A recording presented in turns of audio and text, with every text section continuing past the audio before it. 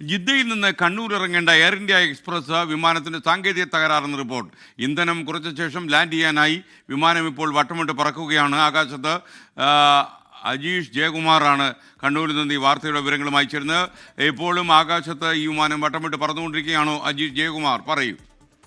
എസ്കെൻ എന്തായാലും ഏതാണ്ട് 15 റൗണ്ട് ആകാശത്ത് പറന്നു കഴിഞ്ഞു. 8:30 ലാൻഡ് ചെയ്യേണ്ട വിമാനമായിരുന്നു. ഇപ്പോൾ 1 മണിക്കൂർ പിന്നിട്ട് കഴിഞ്ഞു വിമാനം ആകാശത്ത് ഇപ്പോഴും പറന്ന് കഴിയാണ്. ഏറ്റവും അവസാനമായി നമ്മൾ വിളിക്കുമ്പോൾ 5 മിനിറ്റിനുള്ളിൽ വിമാനം ലാൻഡ് ചെയ്യുമെന്നുള്ള വിവരമാണ് എയർപോർട്ടിന്റെ ഭാഗത്ത് നിന്ന് കിട്ടുന്നത്.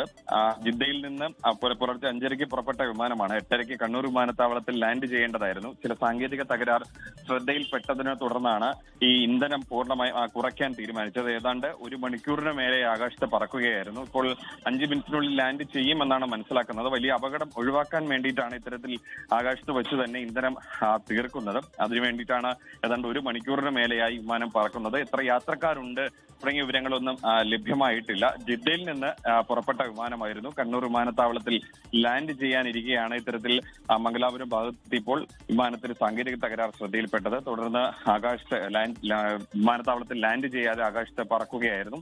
എന്തായാലും 5 മിനിറ്റിനുള്ളിൽ വിമാനം സുരക്ഷിതമായി തന്നെ ലാൻഡ് ചെയ്യും എന്ന് തന്നെയാണ് എയർപോർട്ട് അധികൃതർ നൽകുന്ന വിവരം.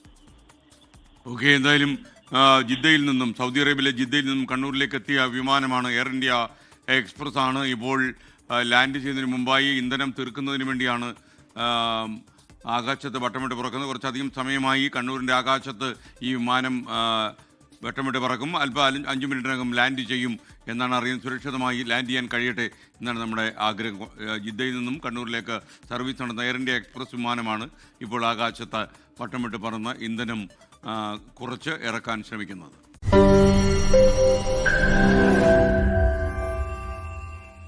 ലോകത്തെവിടെയായാലും ഏത് സമയത്തും 24 വാർത്തകളും ഓഗ്മെന്റഡ് റിയാലിറ്റി പാക്കേജുകളും എക്സ്പ്ലെയിനറുകളും വിശദമായി കാണാൻ ഞങ്ങളുടെ യൂട്യൂബ് ചാനൽ നിങ്ങൾക്ക് സബ്സ്ക്രൈബ് ചെയ്യാം.